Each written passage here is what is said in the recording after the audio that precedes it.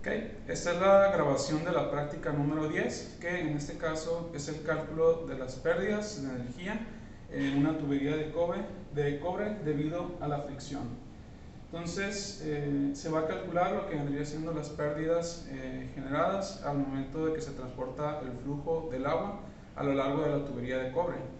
Estas son, en este caso, las tablas que vamos a estar manejando en esta práctica.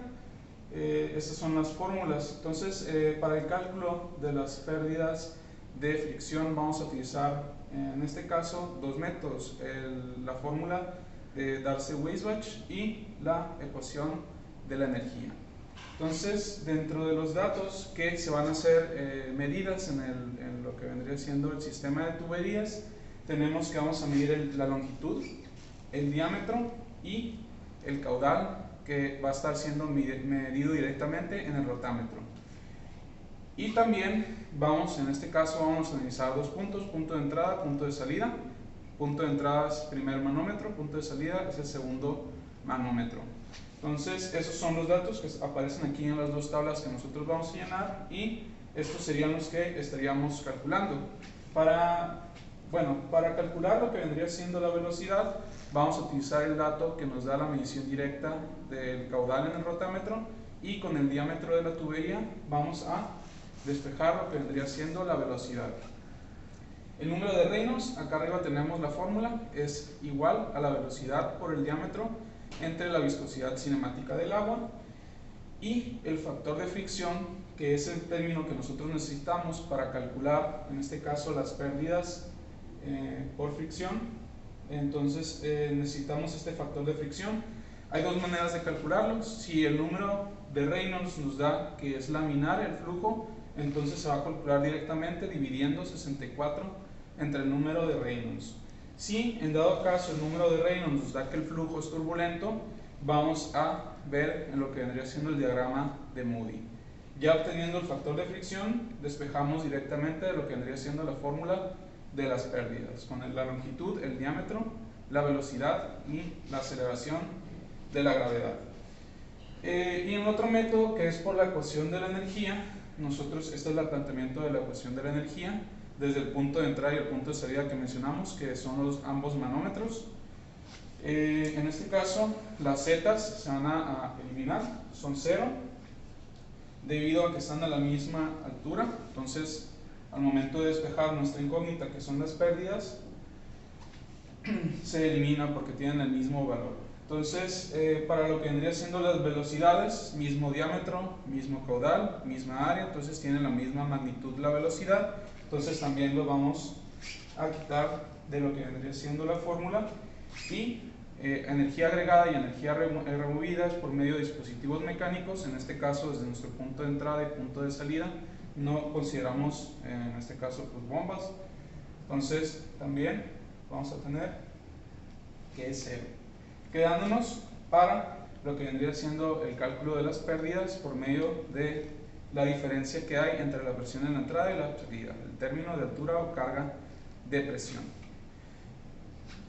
Bueno, entonces procedemos a la demostración de, en este caso, las mediciones que se van a tener en el sistema de tuberías.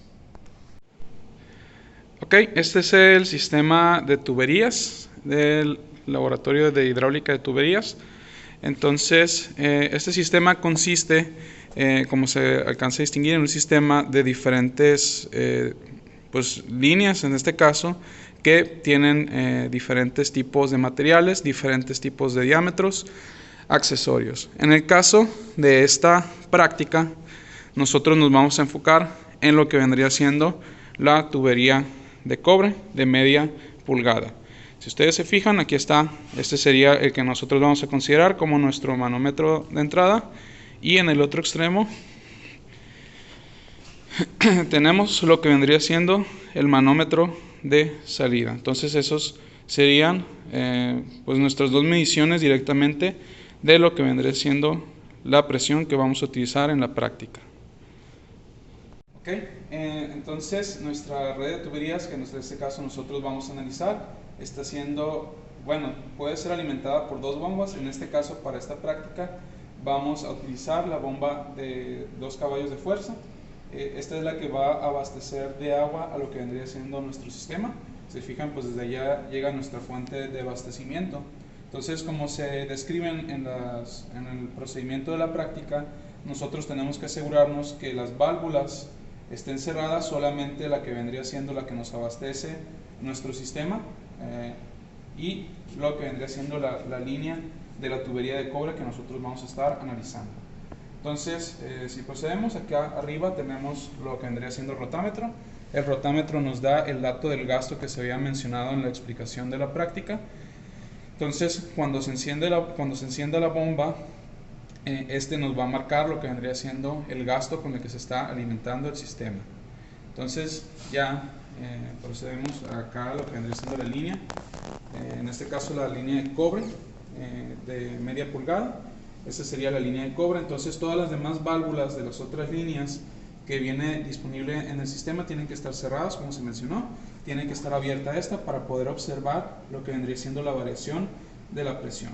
Al momento que esta está abierta, luego vamos a tener la medición en el manómetro. Ahorita por el momento la bomba está apagada, ya que no se va a escuchar la explicación. Entonces ese sería el manómetro. Ahorita vamos a encender la bomba para ver la variación de la presión.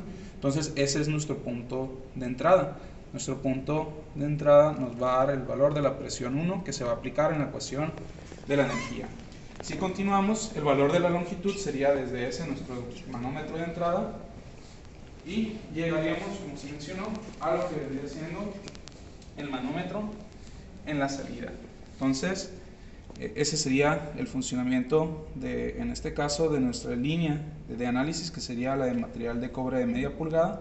Entonces procedemos para verificar los datos del caudal y las presiones a encender la bomba.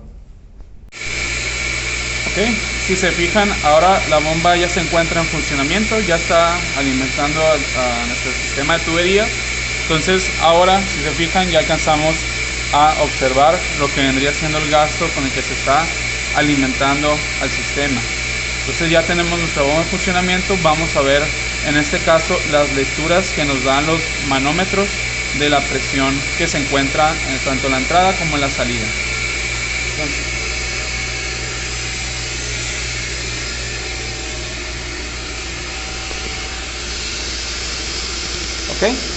si se fijan, lo que vendría siendo la presión ya no se encuentra en el 0, aumentó, teniendo un valor entre lo que vendría siendo cercano a 0.3. Esa medición es en kilogramos sobre centímetro cuadrado. Entonces esa es nuestra primera lectura del manómetro, es la presión en 1 que vamos a utilizar en la tabla. Para la longitud que se utiliza, se mide desde este manómetro hasta el otro manómetro. Ya se hizo la medición directa aquí con la cinta, nos da una longitud de 6.03 metros. Por cuestión de la cámara, pues se va a omitir la medición. Entonces pasamos a la lectura del segundo manómetro.